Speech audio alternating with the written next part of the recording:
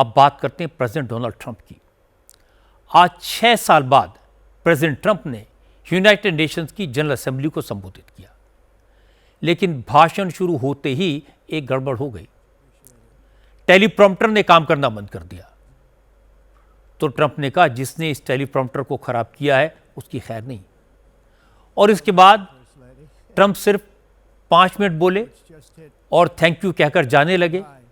इसी दौरान टेलीप्रॉम्प्टर ठीक हो गया तो ट्रंप लौट आए। फिर उन्होंने वही पुराने दावे किए कि उन्होंने अमेरिका में महंगाई कम कर दी, इलीगल माइग्रेंट्स को बाहर कर दिया, 7 युद्ध रुकवाए और उन्हें हर युद्ध रुकवाने के लिए नोबेल प्राइज मिलना चाहिए। चाइना, रशिया और यूरोपियन कंट्रीज को ट्रंप ने भला बुरा कहा, बाइडेन प्रशासन को कोसा और इसके बाद यूनाइटेड नेशंस को भी अच्छी तरह लपेटा। ट्रंप ने कहा कि यूएन के एस्केलेटर इतने खराब हैं कि वो और उनकी वाइफ मेलानिया गिरते गिरते बचे। असल में ट्रंप और मेलानिया यूएन की बिल्डिंग में दाखिल हुए तो कुछ देर के लिए एस्केलेटर रुक गया। उसी का जिक्र करते हुए ट्रंप ने कहा वो और उनकी वाइफ इतने फिट हैं कि वो बच गए, लेकिन जिसने भी एस्केलेटर लगाए हैं और जो टेलीप्रॉम्प्टर का ऑपरेटर है उनको ठीक करना पड़ेगा। And I don't mind making this speech without a teleprompter because the teleprompter is not working. I feel very happy to be up here with you nevertheless, and that way you speak more from the heart. I can only say that whoever's operating this teleprompter is in big trouble. All I got from the United Nations was an escalator that on the way up stopped right in the middle. If the First Lady wasn't in great shape, she would have fallen, but she's in great shape. We're both in good shape. We both stood. And then a teleprompter that didn't work. These are the two things I got from the United Nations, a bad escalator and a bad teleprompter. आज United Nations के address में Trump ने Europe के देशों को निशाने पर लिया। पहले तो उन्होंने कहा कि यूरोप के मुल्क रशिया से एनर्जी खरीदते हैं, इसका मतलब ये कि वो अपने खिलाफ वॉर को फाइनेंस कर रहे हैं, ये नहीं चलेगा। और इसके बाद ट्रंप ने यूरोपियन देशों में इलीगल इमिग्रेंट्स को लेकर उन्हें जोर से डांट लगाई। कहा ये अनकंट्रोल माइग्रेशन यूरोप को बर्बाद कर रहा है। ट्रंप ने कहा कि इलीगल इमिग्रेंट्स की वजह से क्राइम बढ़ता है।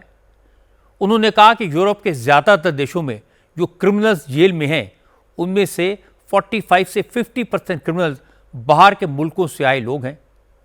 ट्रंप ने स्विट्जरलैंड का एग्जाम्पल दिया और कहा वहाँ की जेलों में जो क्रिमिनल्स हैं उनमें 73% माइग्रेट करके आए अपराधी हैं।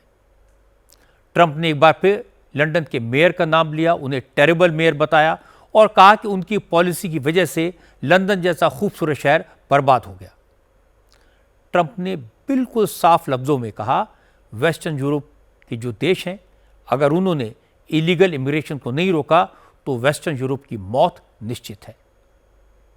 लेकिन जिस तरह ट्रंप यूएन की मेंटेनेंस से परेशान हुए, एस्केलेटर से परेशान हुए, टेलीप्रॉम्प्टर से परेशान हुए, उसी तरह फ्रांस के प्रेसिडेंट मैक्रों ट्रंप की वजह से लगे ट्रैफिक जैम से परेशान हुए। न्यूयॉर्क में यह ट्रैफिक जैम तब लगा जब ट्रंप यूनाइटेड नेशंस पे स्पीच देने जा रहे थे, रास्ते बंद कर दिए गए थे। फ्रांस के राष्ट्रपति मैक्रों भी यूनाइटेड नेशंस से फ्रेंच एम्बेसी की तरफ लौट रहे थे, लेकिन ट्रंप के कैवलकेड के लिए सड़कों का ट्रैफिक रोक दिया गया था। न्यूयॉर्क पुलिस ने प्रेसिडेंट मैक्रों को भी रोक दिया। रोके जाने पर मैक्रों गाड़ी से उतरे और सड़क पर खड़े पुलिस वाले के पास पहुंचे और अपनी गाड़ी को पास कराने की रिक्वेस्ट की, लेकिन सिग्नल पर तैनात पुलिसकर्मी ने कहा प्रेसिडेंट ट्रंप आने वाले हैं इसलिए ट्रैफिक बंद है, वो मैक्रों को जाने की परमिशन नहीं दे सकते। इसके बाद मैक्रों ने वहीं से प्रेसिडेंट ट्रंप को फ़ोन लगाया और उन्हें बताया कि ट्रैफिक बंद होने की वजह से वो फंस गए हैं।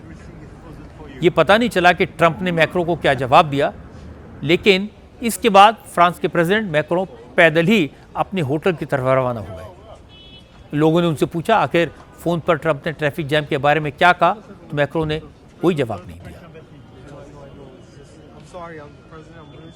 I'm sorry, President. I'm really sorry. Just that everything's in frozen right now. There's a motorcade coming right now. I'm sorry. If you don't see it, let me cross. How are you? Guess what?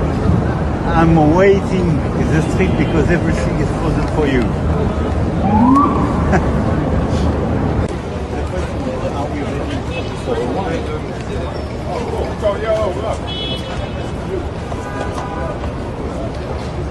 Put us in the picture. President does have so much time. एक बात तो साफ है, macro ने Trump से बात की, लेकिन ट्रंप ने उनके रिक्वेस्ट को अनसुना कर दिया, क्योंकि अगर सुनते तो मैक्रो को गाड़ी छोड़कर एम्बेसी तक पैदल न जाना पड़ता। हालांकि प्रेसिडेंट ट्रंप कब क्या कह दें, कब क्या कर दें, कब यू टर्न ले लें, इसका कोई भरोसा नहीं है। आज इसका एक और सबूत सामने आया। कल प्रेसिडेंट ट्रंप ने दावा किया था कि अमेरिका ने ऑटिज्म की वजह पता लगा ली है और इसका इलाज भी खोज लिया है और इसका ऐलान करेंगे। प्रेसिडेंट ट्रंप के ऐलान का पूरी दुनिया इंतजार कर रही थी। दुनिया में ऑटिज्म से पीड़ित करोड़ों बच्चों के परिवारों को उम्मीद जाग गई थी, लेकिन आज ट्रंप ने जो बताया उससे उनके दावों की हवा निकल गई, लोगों की उम्मीदें टूट गई। ट्रंप ने जो दावा किया उस पर भी अमेरिका के साइंटिस्ट और डॉक्टर्स ने भी सवाल उठाए।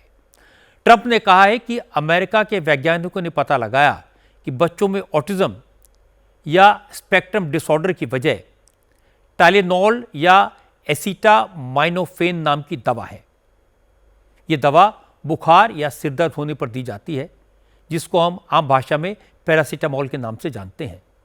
लेकिन ट्रंप ने अपने हेल्थ डिपार्टमेंट की टीम के साथ व्हाइट हाउस में प्रेस कॉन्फ्रेंस में कहा कि जब महिलाएं प्रेगनेंसी के दौरान पैरासीटामोल या टाइलेनॉल लेती हैं तो इससे उनके बच्चों को ऑटिज्म हो जाता है।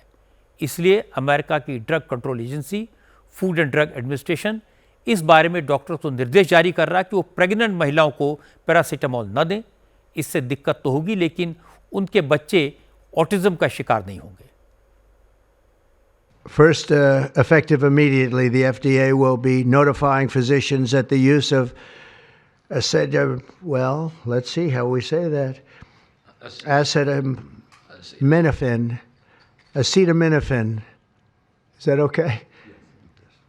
Which is basically commonly known as Tylenol, during pregnancy can be associated with a very increased risk of autism. So taking Tylenol is not good. All right, I'll say it. It's not good. For this reason, they are strongly recommending that women limit Tylenol use during pregnancy unless medically necessary. Don't take Tylenol. There's no downside. Don't take it. You'll be uncomfortable. It won't be as easy, maybe, but don't take it. If you're pregnant, don't take Tylenol. Autism एक तरह का mental illness है जिससे शिकार बच्चों को बात करने में दिक्कत होती है। ऐसे बच्चों का मानसिक विकास नॉर्मल बच्चों की तरह नहीं हो पाता। पूरी दुनिया में पेरेंट्स इससे परेशान हैं, इसके इलाज का इंतज़ार कर रहे हैं। WHO के मुताबिक दुनिया में हर 1267 लोगों पर एक बच्चा ऑटिज्म का शिकार है। पूरे विश्व में 6 करोड़ लोग इस बीमारी से पीड़ित हैं। इनमें से 1/3 यानी 1/3 लगभग 2 करोड़ लोग अपने देश में भारत में रहते हैं। अमेरिका में 54 लाख लोग ऑटिज्म के शिकार हैं। ट्रंप ने कहा अमेरिका में ये बीमारी बढ़ती ही जा रही है और इसमें बच्चियों की संख्या ज़्यादा है। 4 से 8 साल उम्र के बच्चे इसका सबसे ज़्यादा शिकार हैं, लेकिन अब उनकी सरकार ने इसकी वजह पता लगा ली है, जिससे अब ऑटिज्म की बीमारी काबू में आ जाएगी। हालांकि अमेरिका के रिसर्चर्स और डॉक्टर्स ट्रंप के इस दावे पर सवाल उठा रहे हैं। डॉक्टर स्टीवन फ्लेशमैन ने कहा कि ऑटिज्म को किसी एक दवा से जोड़ना फिजूल की बात है। ट्रंप किस आधार पर यह दावा कर रहे हैं, ये भी समझ से परे है। डॉक्टर स्टीवन फ्लेशमैन ने कहा कि ऑटिज्म को लेकर कोई नई रिसर्च नहीं हुई है, न ही कोई नया डेटा सामने आया है, इसलिए यह कहना सरासर गलत होगा कि ऑटिज्म के लिए पैरासीटामोल या टाइलेनॉल जिम्मेदार है। उन्हें ट्रंप की बात पर भरोसा नहीं। There's really nothing new that is coming out as of this new announcement. सच कहूं तो इस घोषणा में कुछ भी नया नहीं है। जो आंकड़े आज मौजूद हैं ये वही आंकड़े हैं जो कुछ महीने पहले भी हमारे पास थे। और सच्चाई यह है कि इस बीच में ऐसी कोई नई स्टडी नहीं की गई है जो हमारी अब तक की जानकारी के उलट कोई दावा करे। असल चिंता तो इस बात की है कि हमको पता है कि ऑटिज्म और स्पेक्ट्रम डिसऑर्डर के कई कारण होते हैं। बहुत से परिवारों में ये जेनेटिक मसला होता है। एसिटामिनोफेन जैसी किसी दवा को जिम्मेदार ठहरा दिया जाए, इस बात पर भरोसा नहीं होता। दरअसल लोग एसिटामिनोफेन दवा कई वजहों से लेते हैं। तो सवाल यह है कि ऑटिज्म की वजह ये दवा थी या फिर मरीज को किसी और वजह से बुखार आया, तो इससे ये समस्या हो गई। हो सकता है किसी मरीज को ऑटो इम्यून बीमारी हो जिसकी वजह से उसे दर्द होता हो और वो दर्द से राहत के लिए एसिटामिनोफेन ले रहा हो।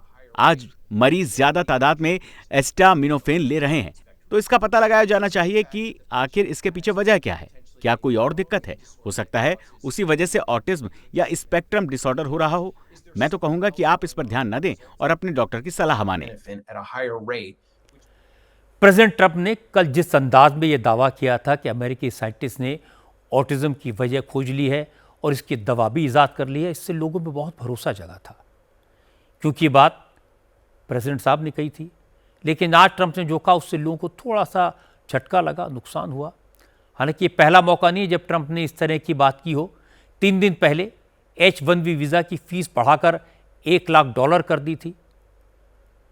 पूरे अमेरिका में पैनिक हो गया था। लोगों ने कहा इससे अमेरिका में टेक एक्सपर्ट्स और डॉक्टर्स की कमी हो जाएगी। दुनिया भर में जहां जहां लोग H-1B वीज़ा लेकर अमेरिका आने वाले थे वो सख्ते में आ गए। बाद में व्हाइट हाउस की तरफ से क्लैरिफिकेशन दिया गया कि जो लोग पहले से H-1B वीज़ा पर हैं उन्हें फीस नहीं देनी होगी। फिर डॉक्टर्स को भी इससे छूट दी गई, एक्सपर्ट्स को इसके दायरे में नहीं लाया जाएगा। असल में इन सारी बातों का जवाब ट्रंप ने खुद दे दिया। उन्होंने कह दिया कि मैं कभी कभी बिना सोचे समझे बोल देता हूं, और उन्होंने कहा कि अब उनकी पार्टी के नेताओं को भी ये बीमारी लग गई।